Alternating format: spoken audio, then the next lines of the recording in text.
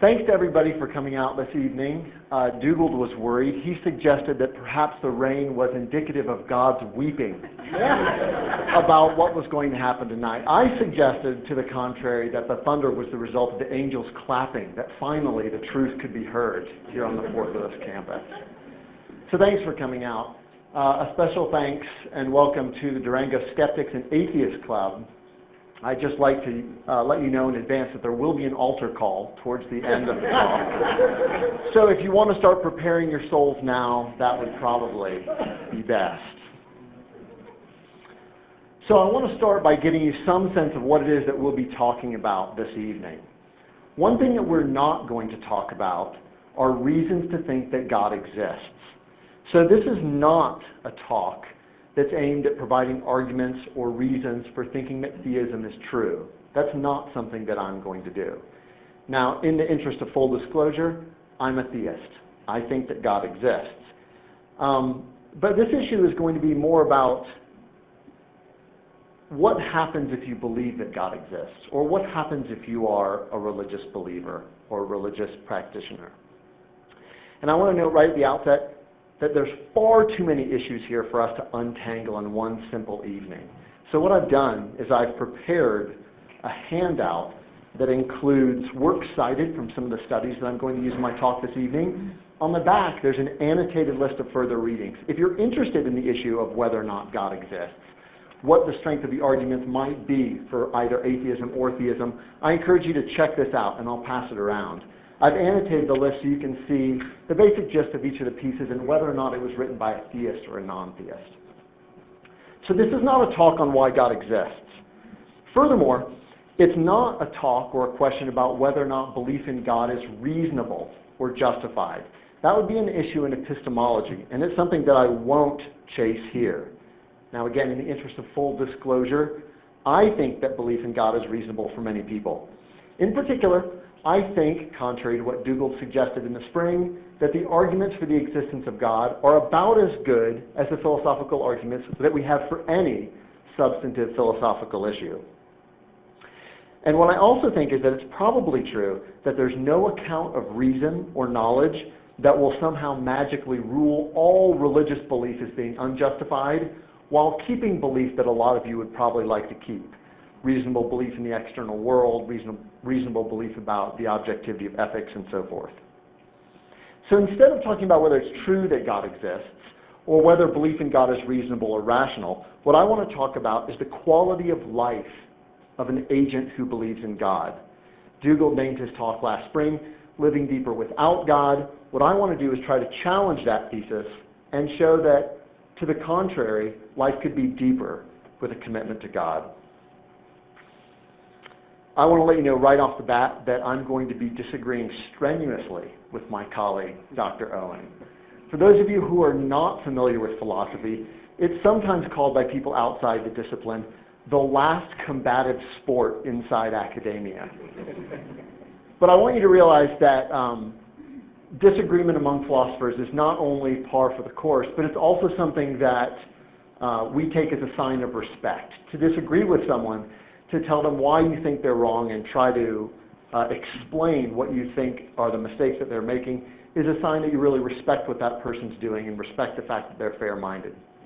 Dougal and Sarah are both wonderful colleagues, fair-minded and bright, and so you should take nothing that I say here as a personal attack on Dougal. So here's what I'll argue for. I'm going to argue for three different theses tonight.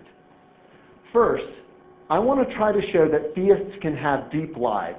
So just simpliciter, there's no reason to think that theists can't have deep lives.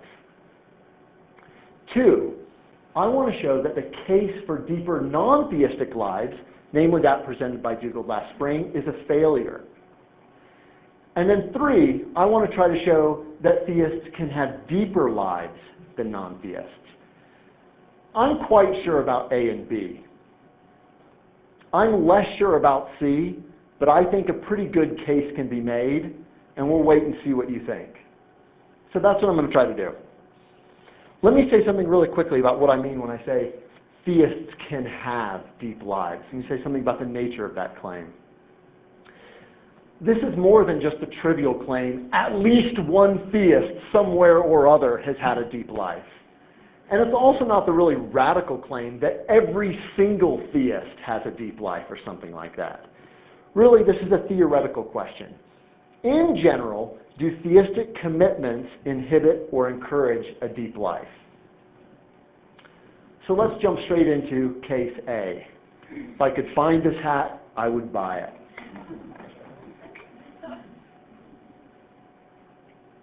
How would you show that theists have deep lives? Well, the easiest way would be to first identify the features of a deep life. When you say that someone has a deep life, what is it that you're saying about their quality of life? And then two, you would simply find examples of theists who had those features in their life. Now, I think what makes a life a deep one is an important and difficult question. If Sarah Roberts Katie were here, I would say see her after the talk for details. But we can at least get sort of a prima facie list that will be enough for our purposes. Deep lives include features like a rich intellectual life, knowledge, virtue, right action, pleasures and enjoyments, quality relationships with other people, contribution to the world. If a life has those kind of features, it's a life well lived. It's a deep life. Can you think of any theists who exemplify those features? My bet is that you probably can. In fact, my bet is most of our heroes, at least in the intellectual history of the West, have been theists. We can think of people like Socrates, Augustine, Aquinas, Galileo, Copernicus, Descartes, Shakespeare, Bacon, Locke, Kant, Abraham Lincoln, Gandhi, Martin Luther King. All of these are instances of people who were theists, but clearly had deep lives along the lines that I was suggesting. And how many ordinary people are there? People who are theists and have deep lives. I think my grandmother was such a person. Surely you know people like that too. So I think that if you think that no theist has a deep life, you're either ignorant or you're talking about something else entirely and not talking about what most of us mean when we say a deep life. Now it's true, in fairness to Dugald, his point was not that no theist has a deep life. His point was that they would be that much better off were they to give up their theism. But I think this is an important point to make. At the very best, Dugald might show that while theists often have deep lives, their lives would be deeper were they to abandon their theism. But I don't think he can show that. So let's turn to the next thesis. I'm going to argue that the case for a deeper non-theistic life is a failure. So notice, this is not the claim that theism makes a life deeper. That's the next thesis that we'll talk about. This is the defensive claim that there's no reason to think that theism inhibits the depth of a life. And I think the burden of proof is on Dugald's side. In the absence of arguments to the contrary, we shouldn't think that any given belief or set of practices would make one's life shallow. So let's try to show that his arguments fail. Dugald came to us, as you recall, last spring with a litany of complaints against the theist. So here's Dugald suggesting that we recycle these religious practices and that we would be better off without them. He says a number of things. He says that theism makes us dishonest.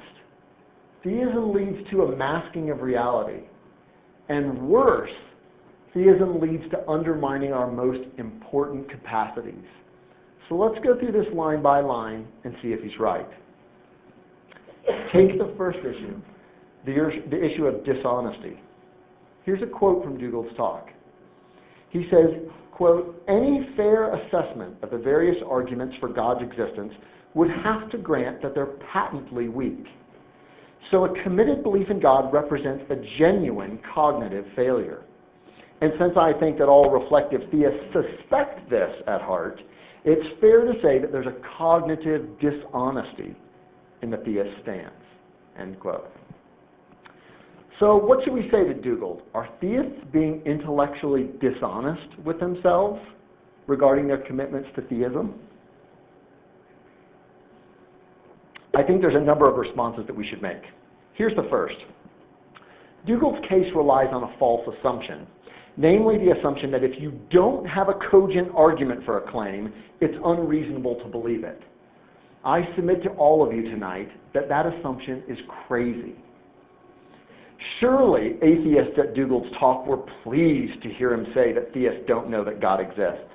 But the fact of the matter is they would have been scandalized had they found out that Dougal also doesn't think that any of them know that the earth is round. In fact, Dougal's skepticism runs so deep that he thinks none of you know that you're sitting in a chair right now. If my belief in God is on par with my belief that the earth is spherical, I feel pretty good about that. So just look, if you think that you need an argument for a claim to be reasonable, I think you're in big trouble. What argument do any of you have for claims like the following? It's possible that the world ends tomorrow. I had lunch yesterday. No claim can be both true and false. I'm not in the Matrix right now. There are objective moral facts that are not culturally relative. And worse, how about this claim? That a claim is reasonable to believe only if you have an argument for it. What argument do we have for any of those claims? And yet we think for at least some people, those claims are reasonable to believe.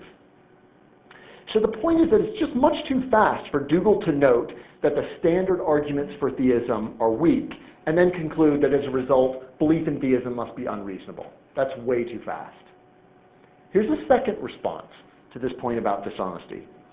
Even if Dougal is right that belief in theism is unreasonable, which I deny, it doesn't follow that theists are being intellectually dishonest. And Dougal doesn't make a good case for the dishonesty. To see this, switch the roles between atheism and theism. Would any of you be convinced by the following line? Here I'm going to quote Dougal again, substituting the word atheism every time you use the word theism. Any fair assessment of the various arguments for God's non-existence would have to grant that they're patently weak. So a committed belief in atheism represents a genuine cognitive failure. And since I think all reflective atheists suspect this at heart, it's fair to say there's a cognitive dishonesty in the atheist stance. You're convinced, right? I hope not. And if it doesn't work to show that the atheist is being dishonest, it surely won't work to show that the theist is being dishonest. It takes quite a lot to make a case of intellectual dishonesty stick, and Dougal didn't meet his burden of proof. My bet is that what's really happening has more to do with the way the world seems at some deep level. And since evidence is person-relative, and since seemings are person-relative, atheists and theists just see the world deeply in very different ways. It's not that either side is being intellectually dishonest. They're both doing their level best to represent reality as they see it. They just come up with different answers. One example that comes to mind is the conversion of a philosopher who now teaches at the University of Notre Dame by the name of Peter Van Inwagen. For much of his life, he was a non-theist. And when he describes his conversion experience, he describes sort of a gestalt shift in the way he saw the world. For years, the world seemed like a mechanistic place with no order or purpose. And it just started to shift, and at some point, the world seemed like it was focused around a mind, or the result of purposeful ingenuity. That's what I think is going on in the case of atheists and theists. There's no intellectual dishonesty on either side. We just see the world differently. How about the second bit? That theism represents a masking of reality, and so your life is more shallow as a result. Dougal says that theists mask reality because they look at the cosmos and they see a great mind or a person behind everything. And since, he says, we can't see reality, we're then not in a position to respond to it appropriately. How should the theist respond? Not guilty. It's almost too obvious that this kind of charge from Dougal begs the question against the theist in a straightforward way. To see this, again, just switch the roles. Theists are sure to say of atheists that it's their worldview that masks the deepest element of reality, namely the God that's behind everything. And since atheists can't see reality, they can't respond to it appropriately. And so the point is this: if by masking reality, what Dougal means is that we're just getting the fundamental nature of the cosmos wrong, then at least someone is masking reality. Both theists and atheists can't be right. But which side is masking reality takes argument. Dougal doesn't provide it, nor do I think he could. Third, how does theism undermine our most important capacities? Let's take a look at these capacities. So again, Dougal has a litany of complaints. These are some of our most important characteristics and capacities. And if theism is detrimental to these, this would be serious indeed. I think it's not. Let's go through it one at a time. Despite the fancy phrases, when it comes to the issue of reason, Dougal's case here adds nothing to what he said earlier. He thinks that a commitment to theism is inherently unreasonable. Theists, he thinks, must compartmentalize their theism in a way that isolates it from the rigors of reason or empirical study. But there's no argument here. If Dougal's interested in making good on the claim that commitment to theism is inherently unreasonable, he needs to make good on two burdens of proof. One, he should explain his theory of rationality. What is it that makes a belief reasonable? And two, he should conclusively show that those conditions always fail to obtain for theistic belief. He did neither of those things.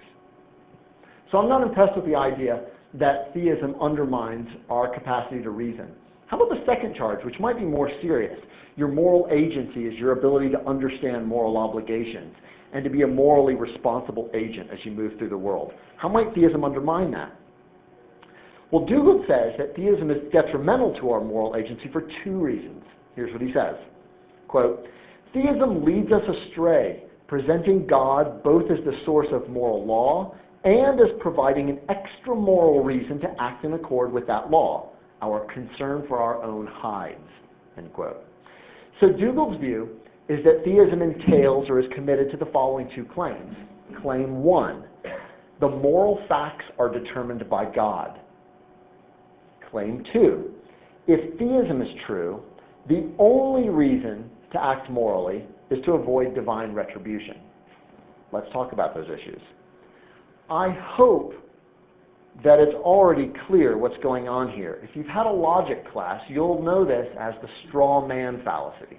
The straw man fallacy is where you build up a position that's really a straw man, an imitation of the real thing, and then it's easier for you to knock down later. Now, why would I say that this case about theism and moral agency is a straw man? Well, when I first started working on this talk, I was in Budapest studying moral epistemology with 20 of the brightest sort of up-and-coming philosophers from all over the world. People from Princeton, people from Canberra, people from the UK. And I asked them, do you know anyone who's a theist and thinks that God determines the moral facts? The 20 of us racked our brains over lunch, and we came up with exactly one person that we think held that view. So this is a straw man. Even intro students, when they're introduced to divine command theory and intro to philosophy or ethics, quickly abandon it and say that's not what they mean. God can't change the moral facts in a way that would make rape morally permissible or something like that. So it isn't true that most theists believe that the moral facts are determined by God. Think of the second claim. Is it true that theists are committed to the idea that the only reason we have to act morally is to avoid divine retribution? No. I can think of no philosopher that's a theist that thinks this is true. Even if you think God punishes wrongdoing, and I note that a great many theists are not committed to that kind of retributive picture of God, that doesn't show that the only reason to act morally is to avoid divine retribution. To see this again, just switch the roles. Suppose you're an atheist and you live in a community with very competent police. Should we say that the only reason you have for not killing someone else is that you have a concern for your own hide? Certainly not. You would have whatever moral reasons you have, in addition to whatever prudential reasons are provided by the enforcement of local police. Theists can say the same thing. So in short, theists can be utilitarians, Kantians, virtue theorists, natural law theorists, or whatever about moral facts. Their theism doesn't saddle them with either a particular normative theory nor with any theory of moral motivation. So much for the idea that theism undermines our moral agency.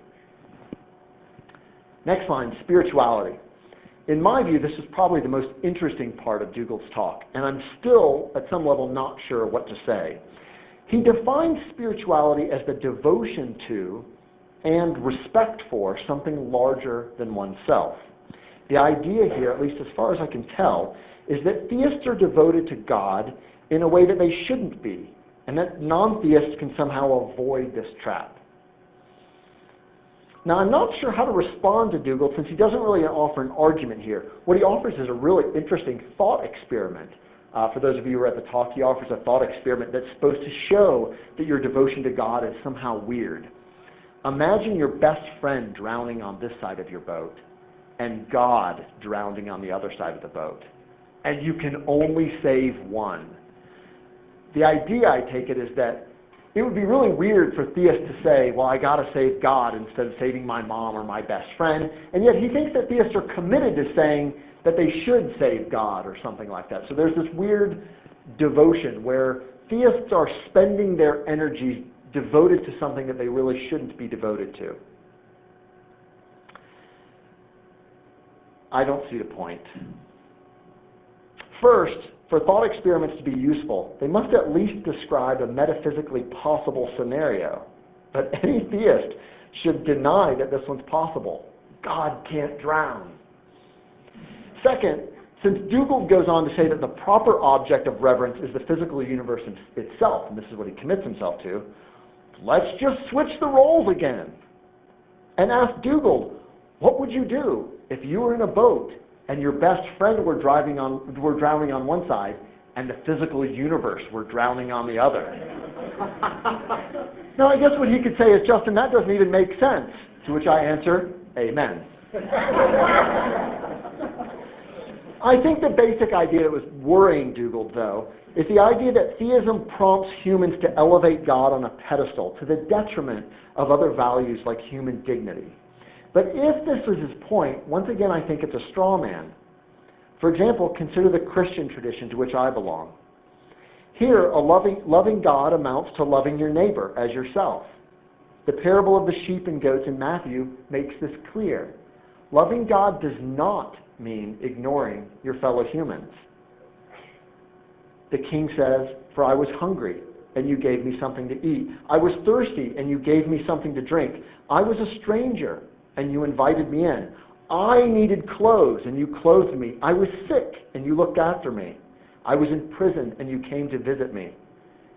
And the righteous will answer him, Lord, when did we see you hungry and feed you, or thirsty and give you something to drink? When did we see you a stranger and invite you in, or needing clothes and clothe you? When did we see you sick or in prison or go to visit you? And the king will reply, truly, I say to you, whatever you did for the least of these brothers and sisters of mine, you did for me. So I don't think theism commits us to anything that would undermine our spiritual lives. Last function, last capacity, the ability to make a meaningful life. Dougal suggests that theism all by itself doesn't add meaning or value to our lives.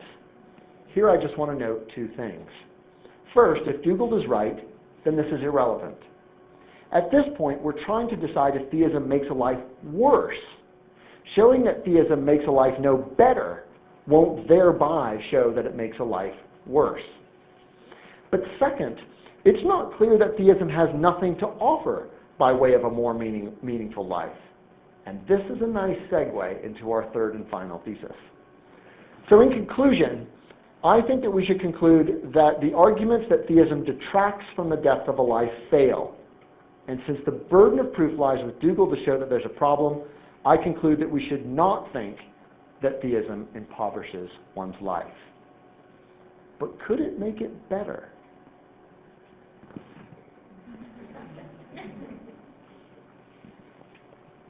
I was a little bummed. I saw on the video that Dougal's got a Durango Skeptics and Atheists t-shirt after he gave his talk. And I was hoping I could get such a t-shirt so that I could call it the Durango Theists and Skeptics Club, which I kind of like. What could be said for the case that theists have deeper lives than non-theists? Here's what I want to say. There are some good reasons for thinking that theists and religious people more generally are better positioned to achieve certain goods than their non-theistic counterparts. I'm going to refer to several quotes by a social psychologist at the University of Virginia by the name of Jonathan Haidt, because I think his work is both open-minded and really very interesting. Here's what he says. He's a non-theist, by the way.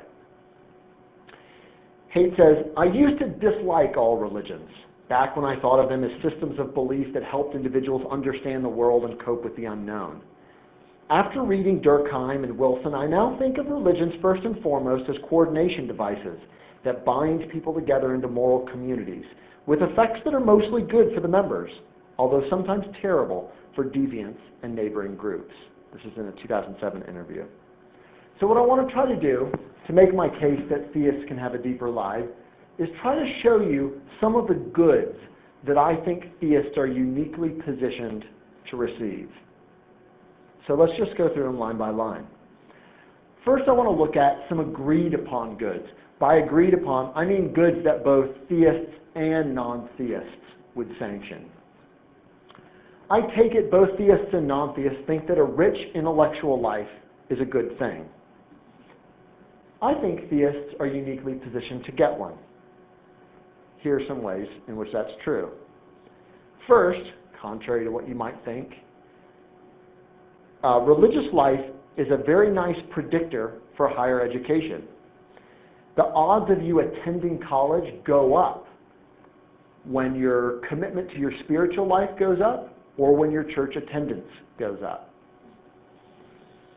Furthermore, you might be thinking, oh, fine, well, religious people will go to college, but they'll major in those mushy, non-rigorous things. Not so fast. Religion turns out to play quite well with the rigorous fields of study. Students are likely to lose their religion, actually, in humanities programs, like mine. Their religious commitments stay more or less steady if they study the hard sciences, and they actually increase if they study social sciences or business. Theists also have more sophisticated theoretical options open to them than does the non-theist. I'm reminded of a piece that I read by Richard Dawkins years ago. In his claim that evolution made it possible for him to be an intellectually fulfilled atheist, the idea was, here's something that could answer one of life's big questions that was left unanswered to me before I saw how evolution might work. Well, I think theists are in a position to get the same sort of thing. So consider cosmology. Questions about the beginning of the universe. Questions about why there's something rather than nothing at all. Questions about why our universe appears to be finely tuned for life, whereas small adjustments on any number of features would leave us either with no universe at all or with one that would not accommodate living things. Or think about the foundations of modality, for those of you who are in philosophy. I did a study with 4 of our philosophy seniors last year on the question of what is it that grounds or makes true claims about what's possible or what's necessary. So, for example, we think that it's possible that the universe never happened. What makes that true? Theists, as you might have guessed, have answers to those kind of questions. Now, you may think, ultimately, those aren't the right answers, but the idea here is that there are some options open if you're a theist that are automatically closed if you're a non-theist. For myself, I do think that theism answers some of those deeper questions. So I think you're poised for a rich intellectual life. Let's talk about happiness. A Gallup poll survey shows that those who respond with the highest score in response to the claim, my religious faith is important in my life, were twice as likely as those with the lowest score to declare themselves very happy. So you have a correlation between the importance of religious life and your self-prescribed level of happiness. Furthermore, 28% of those who attend religious services less than monthly declare themselves very happy, whereas 47% of those who attend religious services weekly declare themselves very happy. A meta-analysis of studies on religious belief and happiness found that over 80% of the studies that have done in the last 3 decades found at least one significant positive correlation between happiness and religion. In a 1993 wide-ranging empirical study of religion, Batso, Shadenraid, and Ventus concluded, quote, religion can provide a new vision that transforms a life racked with doubt, contradiction, and despair into one of purpose, contentment, and joy. They conclude that to the extent that religion is an intrinsic end in itself, it's likely to be perceived as an important source of personal freedom. It's a joy. It provides freedom from existential doubt and fear, as well as from a variety of self-destructive behaviors. So there's empirical studies that link religiosity to happiness. Let's talk about health. It only gets worse for the non-theist. Let's talk about death. I think that's part of health. There's a positive correlation between regular attendance at religious services and a 25 to 33% reduction in mortality in years immediately following such attendance. Religious people are also much less likely to commit suicide. Let's talk about illness. There's a positive correlation between religious belief and favorable health outcomes, such as lower rates of heart attacks, coping well with cancer or HIV, and substance abuse. There's a number of studies that have shown an inverse relationship between religiosity and substance abuse. Let's talk about psychology. There's a negative correlation between religiosity and depression, anxiety, and a positive correlation between religiosity and proper adjustment. And if any of you are concerned that I'm making this up, consult the works cited handout that's gone around. These are robust findings that control for culture, age, and social group. In fact, the December 2011 issue of the Journal of Behavioral Medicine is devoted entirely to these kind of studies that track correlation between religious belief and religious practice and other features that we might care about. In fact, one philosopher, upon reading this issue, concluded that Marx almost got it right. Religion isn't the opiate of the masses, it's the Lipitor of the people. Keeps us healthy. Let's talk about charity. Charity would be part of the deep life, right? Contributing to others, being generous, surely that's a mark of the deep life. Suppose we were to divide people into a spectrum based on religion and politics. So you can see at the top, we'll put conservatives in this first column, we'll put liberals in the second column. If you are religious, you'll be in the first row. If you're not religious, you'll be in the second row. Which group, 1, 2, 3, or 4, is most likely to give money to charitable groups? Take a guess. Who thinks it's 1? Who thinks it's 2? 3? Hey, y'all had it on 3. 4? No one for 4. 1, by far. Religious conservatives are 3 times more likely to give money to charity than the people in group 4, non-religious liberals. It gets worse. If you're not just thinking about the chance that you would give anything at all, but if you're looking at the dollar amounts that they give, it's staggering. This is the average per household. Religious conservatives give 3 times as much money away as non-religious liberals. What's the big division? Is it a political difference that anticipates giving, or is it a religious difference? It's clearly religious. This is amazing. The differences really between conservative and liberal are negligible.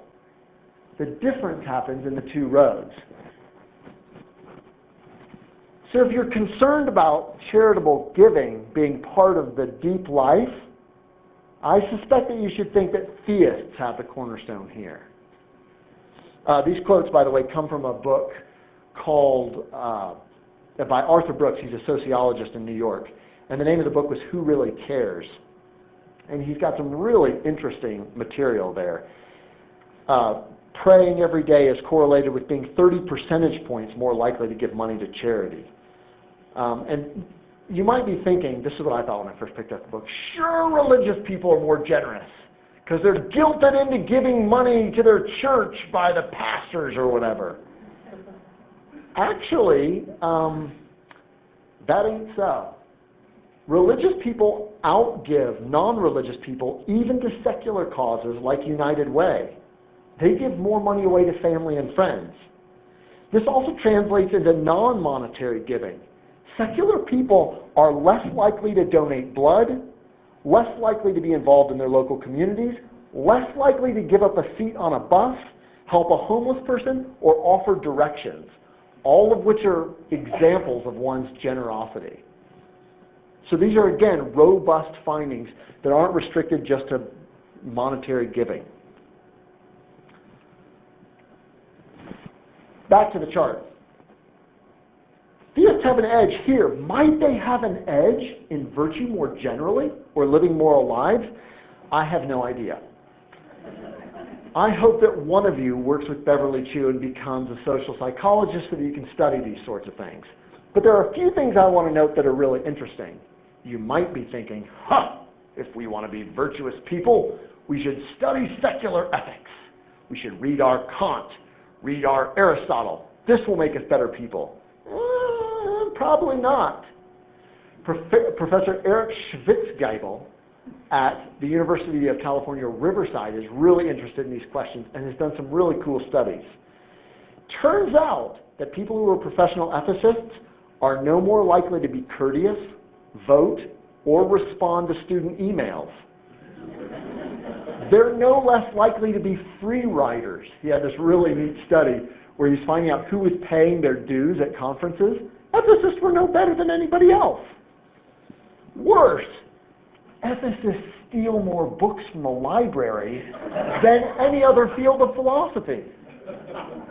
So it's not obvious to me that studying secular ethics is going to be the way to make your life better. What about religious people, though? Again, I think there are no conclusive studies on this, but let me just share a few anecdotes. You can think of a number of examples where religious people lead the way in these kinds of social change movements. The anti-slavery movement in England, the civil rights movement in the United States, the passion movement right now about human trafficking and slavery, the Manna Soup Kitchen here in Durango. Miracle Village is a place in Florida. It's a Christian ministry for sex offenders. It was recently cited in the BBC, a really interesting story. It's on your handout. Or we don't have to look as far as Florida. There was a story in the Durango Herald not long ago about Jerry and Lauren Garrity here in Durango. They took in a convicted sexual offender that no one else would take in. He needed a home. When asked why they would do this, they responded, "We're Christians, and who did Jesus hang out with? He hung out with prostitutes, tax collectors, and thieves. We don't see this guy as a threat. We see him as respectful, and we trust him playing with our kids in a supervised situation." Here's another really interesting case. A former roommate of my brother's is a sociology master's student at Baylor. And he did some really interesting studies about reading the Bible and how that changes your outlook on things. You might know about this because it made quite a stink when he published it. It kind of made the rounds of conservative news outlets because what he found, to the dismay of those people on Fox News, was that reading the Bible both opens you up to science and makes you more sympathetic to liberal distributive justice type causes. So this is really interesting. Take the Bible seriously, and it looks like it increases your support for social justice. Again, here's a quote concerning morality from Jonathan Haidt, the social psychologist at UVA. Surveys have long shown that religious believers in the United States are happier, healthier, longer lived, and more generous to charity and to each other than secular people. Most of these effects have been documented in Europe too. If you believe that morality is about happiness and suffering, then I think you're obligated to take a close look at the way religious people actually live and ask what they're doing right. Don't dismiss religion on a superficial reading of the Bible and the newspaper. Might religious communities offer us insights into human flourishing? Not only are there agreed upon goods that theists might be in a position to obtain, but of course there are going to be unique goods associated with theism if that turns out to be the correct worldview. Here are just two. Theists have long talked about our highest good, our summum bonum. And many theists think that given the importance that human relationships play in our lives, our relationship with God would be our very highest value, our very highest good. Furthermore, many theists, though not all, are committed to there being an afterlife, and the idea that theists are uniquely positioned to either receive an afterlife or in some way do better in an afterlife. I don't have much to say about those two particular goods, but what I do want to note is not only are theists doing better on the score of agreed upon goods, but there might be a whole other category of goods out there that the theists are poised to capitalize on.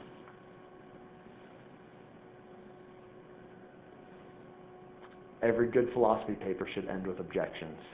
So let me try to anticipate some of yours. I'll handle 3 objections and then we'll have some Q&A. But it's not worth it to hold a false belief even if it's useful. Right? Theism is an illusion. It doesn't matter what it does for us. We're committing ourselves to believing something that's false.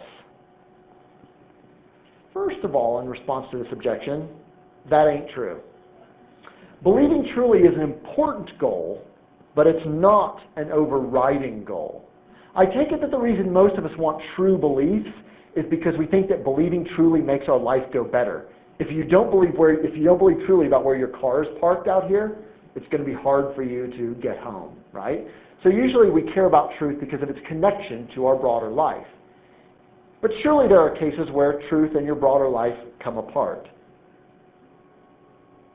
In these cases, maybe true belief is a hindrance.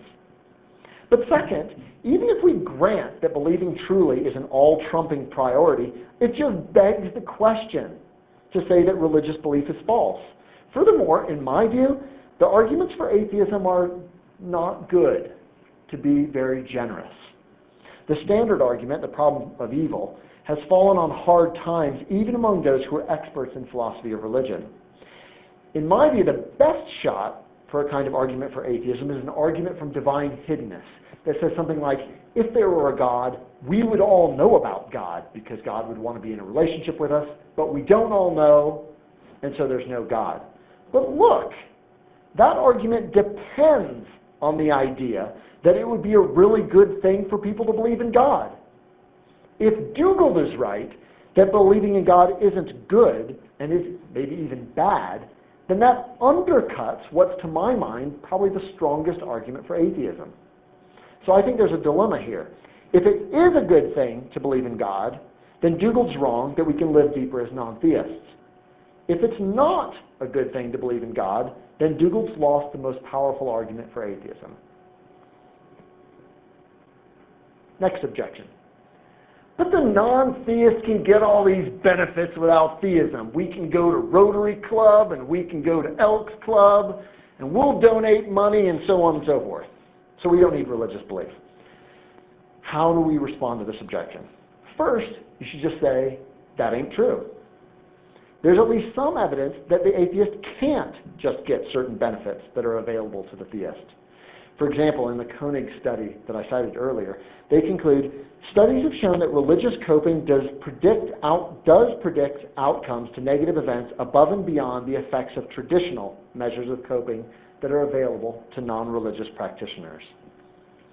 But second, even if you think that, okay, fine, an atheist could get all of these goods, notice that my thesis was just a statistical generalization.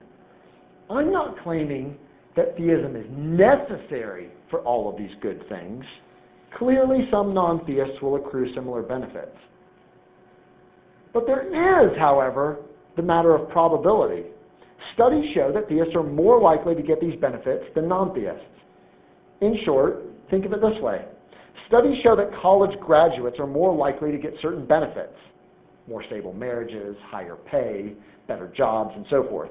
Now, that doesn't show that a college degree is required for any of those things, but wouldn't you counsel people to go to college? Someone came up to you and said, I've noticed that going to college is correlated with all these wonderful things. Would you tell the person, college isn't strictly speaking required for those things? No. You'd say, of course you should go to college. That boosts your odds of getting those goods. I think the theists should say the same thing in response to this objection. Last objection. Even if religion's good for an individual, it's really bad for society as a whole. It's bad for culture in general. How should we reply? First, what we should say is, that's irrelevant. Even if this is true, it wouldn't show that theists don't have deeper lives, and that's what was at issue. Perhaps it's such that what makes one life deeper makes other lives worse. I doubt this. I doubt that depth of life is some kind of zero-sum game. But strictly speaking, this is beside the point. But second, and I only have room to sort of gesture at this here, there's less reason than you might think to conclude that religion is bad for culture in general. The kind of flimsy cases made by the likes of Sam Harris and Christopher Hitchens are embarrassingly bad examples of rushing in like a fool where angels fear to tread. Consider again social psychologist Jonathan Haidt. Whether the net effects of religion for humanity are good or bad is a complex empirical question, the answer to which varies by religion, by era, and by what terms we include in our cost-benefit analysis. So if you're so sure that religion is bad for culture in general, you must know something that Jonathan Haidt does not. And third and finally, there's actually some reason to think that religion is not just good for individuals, but good for social groups and culture in general. A number of studies have shown that group survival and flourishing over time is positively correlated with religion. So in closing, I think that we should all conclude that theists can have deep lives. I think furthermore, we should think that the case that non-theistic lives are deeper was not a good case. And lastly, I think we should grant that there's at least some pro tanto case or some prima facie reason for thinking that theistic lives, other things being equal, are deeper than non-theistic ones. Thank you.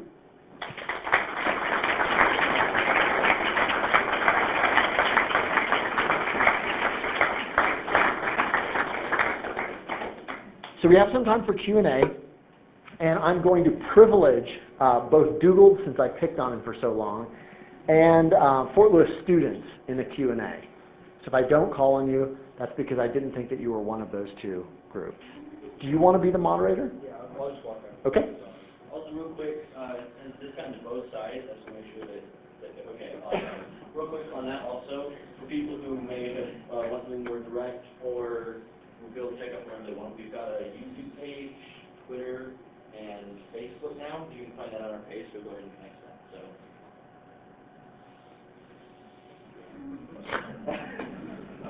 I'll just raise a couple of points. One is I think Justin is a wonderful colleague in the policy department, so I want to express my appreciation to him for giving the talk. However inaccurate it might have been, presenting my viewpoint, so I know what it feels like to be a strong man. Thank you, Justin. He's also applying for tenure this year. It's a bad time to give this talk, isn't it? Well, just two things quickly, because I do think students should have priority here. The main point of my talk was that I do think there's a kind of violation of our own deepest standards of thinking. Am I holding the microphone properly? Thank you. In allowing oneself to believe in something that one grants there isn't adequate evidence for. And Justin responded to that by saying there's an equally bad case to be made for our other ordinary beliefs. Belief in a world external to our mind, and so on, belief in objective moral standards, and so on. I don't agree with that. I do think there are a reasonable inference to the best explanation kind of argument can be given for our belief in an external physical world. So I do think there's a better case there, and that would explain why it isn't unreasonable to to believe in an external world. That is, it doesn't violate our own standards of rationality to do that, and so represent a kind of loss in the integrity of our lives, and so a less deep life. That's the first point. But that would I didn't spell out such an argument, and it would be immensely difficult to do so, to give an adequate argument against skepticism. And the second point that I would like to make is that I wouldn't make the mistake of confusing a deep life with a happy life. That seems to me a conceptual error. A deep life has to do with living in accord with our own standards of what we should hold ourselves to, and that might in fact not be the happiest possible life. And so I think that that's an important point to take into account. But thanks to Jeffrey for his talk tonight. Okay, I'll briefly respond to both. The first issue, this issue of whether being true to ourselves, notice that Dougal frames it in terms of adequate evidence. What I would want to know is what counts as evidence and what counts as adequate. My guess is that we face a kind of dilemma here. If you think, for example, if you jack up the standards for what counts as evidence, suppose you think, for example, only repeatable scientific tests count as evidence. Well, if your standards for evidence are that high, you're going to have evidence for almost nothing in your life. So it's going to turn out that a lot of what you believe will be unevidenced. When you start to lower the standards, if you think, for example, that inferences to the best explanation might count as evidence, if you think that seeming states, it's deeply seeming true to you, counts as evidence, and so forth, well then, a lot more is going to be justified when you lower those standards. My guess is that each of us face a dilemma. And how we sort of answer this dilemma is usually dictated by our personal interests. When you meet somebody with whom you disagree, your tendency is to jack up what counts as evidence. Oh, that person doesn't have evidence for that. But then when it's something dear to your own heart, magically your standards for evidence get lower. Well, it's reasonable for me to believe such and such because of this. So I think to make Dougal's point stick, we'd really have to get clear about what counts as adequate evidence and then see if we really do have that kind of evidence for the kind of beliefs that we think are justified or reasonable. In particular, this idea of the inference to the best explanation, there's a lot of interesting philosophical work that needs to be done there. And just as Dougal suggests that we could construct those kind of cases for theses like the reasonability of the external world, some theists think that you could construct inferences to the best explanation for theism. If you look on your handout, there's a book by Richard Swinburne called The Existence of God, and he attempts to do exactly that in that book. Look at a variety of different data and try to offer different hypotheses for how we could explain the data. Whether that case is a good one is not something that we could address here, but if you're interested in those types of arguments, check that out. The second point that Dougal makes is a good one. His point was, look, just because people report being happy, that's not a good indicator of a deep life. If you've taken a moral philosophy class, you're probably familiar with the distinction between Aristotelian happiness and bovine contentment. Where bovine contentment is just you're saying that you feel happy about what's going on. But the more Aristotelian notion of happiness is a deeper and richer conception of the good life. And I think Dougal's exactly right to press that point. At best, what that would do is discount the section of my case where I was relying on people's self-reports of happiness, but I think it would leave a lot of the other data unchanged. As long as you think, for example, that charitable giving is a feature of a good life, then of course that doesn't depend on people's reports of happiness. Next question. Thanks, Justin. I like the end to mention divine goodness, argument against the existence of God, and I haven't spent much time reading about it, so if I'm trying to ask how one might respond to that argument. So if I mess up the argument, let me know. But I think you summed it up really well. So we grant the atheists who believe using the divine goodness argument is going to grant, like you said, the relationship with God is somehow a good thing. Now, would it be possible that God would hide himself, just like we respond to the problem of evil? It's possible that God allows evil for a greater good. And it's possible also that God hides himself from some of us to bring about a greater good in that individual's life. Analogously, we can draw a simple analogy between, let's say, a sperm donor father and his son, his biological son. God's the sperm donor? Yeah, God's Okay. the sperm donor. Just making sure I'm tracking. And the son is, I don't know, an atheist in this room. You know, We're all God's I children, can don't name we? off- I can name off a few of y'all in here, but I'm not going to. But, and the father, it's reasonable to suppose that the father is going to wait until his son is of age to reveal himself. Because it's just going to be a freaking shock if he tells him when he's 3, and his life will be way worse. These 3 probably wouldn't care, especially if it came with Legos. Yeah. Yeah. You're my who? Did you bring Legos? All right, so I see your point. Let me try to respond. So the argument, so suppose theism is true. Isn't this really weird that we're having a talk about theism? You'd think if there were an all-powerful, perfectly loving being, that he'd be down here hanging out with us, right? That there'd be no doubt that this being exists. So it's a little weird that God's kind of sneaky and hiding, and, where the heck is he? That's what the argument from divine hiddenness capitalizes on. The idea being, look, if there really were such a being, we would all know about him. Given that we don't all know about him, there's no such being. And the defense of that first premise, that if there were such a being, we'd all know about him, turns on the idea that it would be good for us to know about God in certain ways.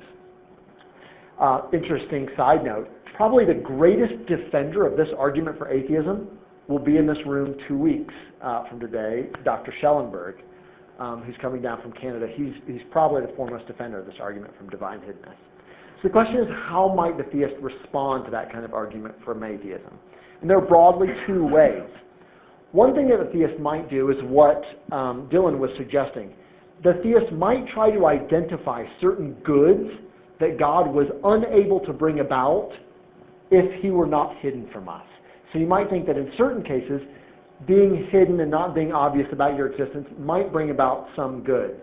Anna and I have 2 small boys, 8 and 6, and there have been occasions like this in our lives. So, for example, we were camping at Capitol Reef National Park, and much to my wife's dismay, I gave our oldest son money and told him to go to the general store to buy ice cream. He was delighted about this. And my wife was freaking out about this. You're going to send him walking all the way through the campground? There could be weirdos, there could be whatever, right? But it was really good for Patrick to go out on his own and, have this experience of freedom. Unbeknownst to Patrick, I watched him the whole time. But it does seem to me that there was a good that would have been lost had I just walked along with him holding his hand. So this is the first thing that the theist might do, try to identify goods that require a kind of divine hiddenness. The second kind of response is a response where the theist says, look, I don't know why God would do this, but I'm not in a position to think that God's hiddenness is either evidence for or against the existence of God. Given my perspective, the fact that I can't see a reason is not a very good indicator for the conclusion that there is no such reason. So I should just be agnostic about whether God would or wouldn't hide. Is that just throwing the skeptical theist, It is.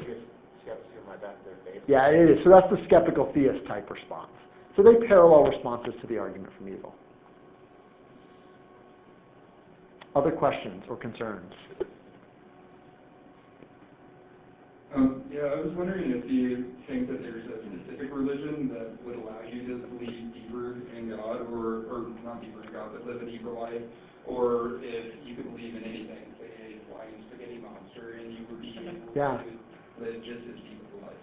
It's a really good question, and I don't know the answer. If you're interested in sorting out that question, there's a guy who's written on those types of issues. His name is John Hick. He recently died. He was a philosopher of religion who taught at Claremont. What he said is that you should practice any religion that has the ability to create what he called moral saints, where moral saints are people who are able to turn their perspective from the sort of inward focused to an outward focus. And he seemed to think that a number of religions would do that. And so he thought that there were no strong reasons to prefer some religious forms of practice over others. You should only focus on those that produce moral saints, and there's a variety of those. But I myself have no view about that. I should say one more thing. Some of these people who have done these studies tried to characterize religion in different ways, and some of them, one of the sort of terms of art is religion that's either intrinsically or internally focused or externally focused. And some social psychologists suggest that the externally focused forms of religion come with some bad stuff, intolerance of others, persecution of outgroups, and that sort of thing. And it's the more internally focused practice of religion that comes with the kind of features that I was pointing out as good features. So it might be another interesting place to pick up the debate. If you ask me afterwards, I'll find the reference for that. I think this goes along with the last question. You sort of just left us up to assume that God is synonymous with religion, or synonymous with organized religion. Is that right? It's kind of right, Levi. I played fast and loose with the connection between religion and God, and if you ask me why I did it, my only defense is because Dougal did it first. His talk was entitled Living Deeper Without God, but back and forth in his talk he would swing to belief in God, which had its reasons from, but then he would swing to a religious practice. There was a whole section on prayer and that sort of thing. So he played fast and loose with it, so I was not going to try to chart that territory. I think your broader concern is something like this. Maybe you could get the religious practice and that benefit without the belief in God or something like that. That's your concern? One of them. I think that's probably right, at least for some of these goods. Here's another really interesting question. Whether genuine religious practice requires any sort of belief on your behalf. Might you be a Christian and count as a practicing Christian even if you're not sure that God exists? Is that possible? Is faith compatible with that level of doubt? Again, it's interesting that you asked this question. One of the foremost people writing on this issue is John Schellenberg, who will be here in 2 weeks. His talk is actually called Skeptical Religion.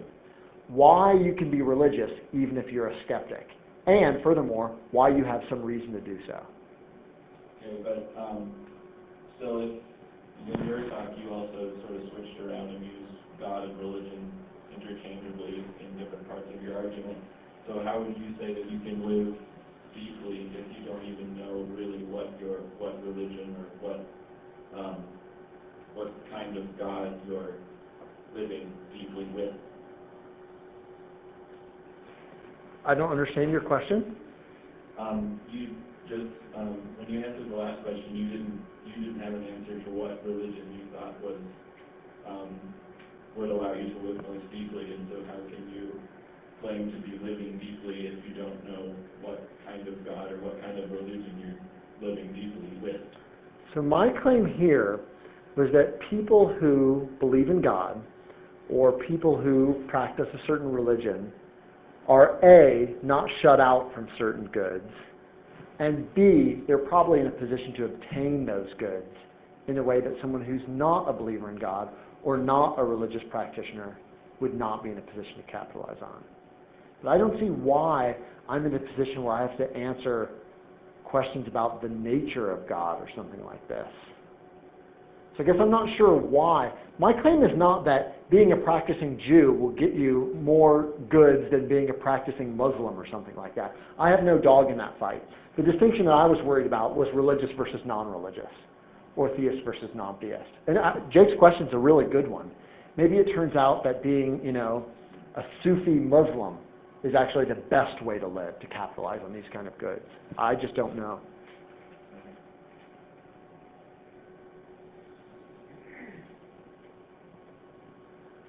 Yeah, I have a question that kind of expands on what Levi was talking about, comparing religious and non-religious to theistic and non-theistic, especially in regards to your square that gave us the charitable numbers Right. about religious and non-religious. Because it is not also possible that some of the non-religious persons in the survey could also be theistic. Oh, I see what you're saying. And, it's perhaps less likely that some of the religious persons surveyed could also be non-theistic. right? Good question. Insofar as that's right, then this might have an interesting implication for your life. You should practice religion whether or not you believe in God. Suppose it's the religious practice that's driving the charity. Then it turns out that whether you believe in God is maybe not nearly as important as whether you practice in a certain way. That would be a really interesting conclusion, I think. Great question. Yeah, so thanks for an excellent talk, Stephen. You might recognize me from the video you watched. I was the guy at the... Are you the guy with the T-shirts? I was the guy with the T-shirt. Great. I would have brought you one, but we ran out. Oh, sure. So I don't believe the T-shirt exists. There you go. So I want to ask you a question about theism and religion on a societal level, and you touched on it briefly in your third section, and also I think your Boston chart there dealt with this. I don't disagree with the statistics that you cited, especially when it comes to charitable giving, and also I think what's interesting is suicide rate. We atheists, we have to come to terms with the fact that atheist countries tend to have higher suicide rates, and that's something I struggle with, and I think that's part of the reason we're driven to form our organization so we can provide a sense of community for people who otherwise might not have one. So Sweden and Japan have very low suicide rates, for instance. So I applaud you for bringing those up, and I don't disagree with them. I find it curious that there was no mention of, if we were to look at your Boston chart again, which quarter would be most... Should I go find that again? Sure, yeah, sure. Which square would be most likely to discriminate against homosexuals? A good question. Which, in the year 1860, which square would have been most likely to oppose abolition of slavery? In 1920, which square would have been most opposed to women's suffrage? In 1950, which square would have been most opposed to civil rights movement? In 1965, which square would have been most supportive of the Vietnam War? So I don't disagree with the statistics you've shown. I think what this fails to show is, why is it the case that if all these things are true and this is the full picture of what life is like with theism and what life is like with atheism, and those two juxtaposed, why is it that atheist countries, on the whole, tend to be much better places to live, and they by all reasonable statistical measures, produce better societies? There's a reason why Japan is a better place than Afghanistan. There's a reason why Sweden is a better place than, say, Mississippi. Yeah, good question. So let me go back to this point that Jake raised about the different natures of religions. So here I found the Batson study, which is the one that I cited earlier. They divide religious practice into two different categories. Those who practice religion as an extrinsic means to self-serving ends versus those who practice religion as what they call an end in itself. And you're right that the former, the people who practice religion, is what these psychologists call an extrinsic means to self-serving ends. Those kinds of religious practices are positively correlated with prejudice, anti-intellectualism, intolerance, and a kind of misplaced hatred for the other, or something like that. I guess then, with that distinction in hand, what I'd say to you are two things. One, I'm not so clear that the answers you were suggesting for all those issues were right. So, for example, theists in the civil rights movement. Martin Luther King's movement was a Southern Baptist movement. The anti-slavery movement in Great Britain was largely led by Christians. So or just, who's feeding the homeless in Durango? Who's running the adoption agencies? I just think this is a really hard question, and it's not just as easy as rattle off a few things and it must be a slam dunk that the religious people are all on one side rather than the other. In the cases you are worried about, the cases where religious people are discriminating against homosexuals or whatever it is, my guess would be those kinds of people or those kind of religious practices fall in that category of people seeking that kind of extrinsic end. And then my response would be this: look, theism need not be coupled with that kind of religious practice. So don't come and tell me that theism all by itself prompts all of these bad things. Theism doesn't make Afghanistan a bad place. It's all of these other contingent things that are factored with it that don't have to be there that are driving the change. So my point then would be parallel to what your neighbor suggested earlier. You can uncouple them, so then don't complain about religion being the bad force. It need not be. Do you want to follow up? Well, the reason I say that is it does say religious up here, not just theistic. Well, this is... And I agree there's a difference between theistic and religious. So if I just said religious, there's a lot heavier connotation in that. Uh-huh. Fair enough. Point taken. Any other students? Maybe have time for 2 more questions?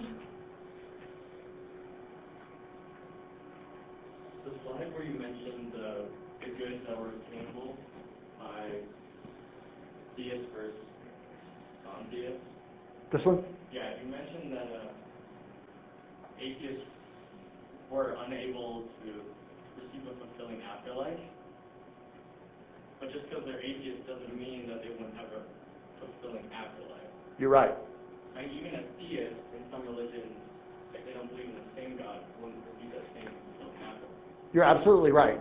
So I didn't say much about these theistic goods for exactly that reason. I didn't want to commit myself to any particular view about the nature of those goods or who gets them.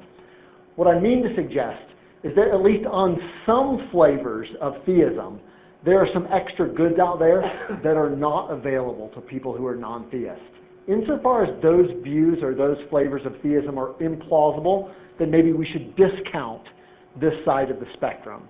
But it seems to me even on the most liberal form of theism, there are at least some of these goods that are still there to be had, right? So you're right about that, and that's sort of why I quickly passed by it. There's one more in the back, Jacob. So just real briefly, by the way, great talk, definitely. On the note of what was mentioned earlier over there, I don't know if you mentioned it, but it's talking about the different pools of religion and one necessarily being more contributed towards drawing you towards a deeper life, and you responded by saying that you didn't know. So my question would be, why did you choose to practice Christianity? It's a great question. So, to put this in context, his question is, well, look, Justin, if you're telling me that you don't have strong feeling about whether one particular view or religious practice is more likely to deliver the goods than another, how come you picked one over the other? Great question. There's a lot of different things to say here. Here's one thing. If you think they're all good, you can just pick one of them, right? So at some level, I don't really owe you a deep answer, except that I thought this was one of the ones that would provide a deep life. Here's a better answer, I think. Almost no one picks a form of religious practice just because of what they think they'll get out of it. At some level, it has something to do with whether they think the religious worldview is right or correct or reflects some deep features of reality. For my money, Christianity does the best job. If you ask why, I'll say, oh my gosh, now I've got a talk to give next semester too. But I think there's a number of different features that dictate why it is that people practice the various religions that they do, and I think that that's going to be a complex answer in any case. Root, you will have the last word. No, I don't want the last. You're going to get it. Go ahead. Okay.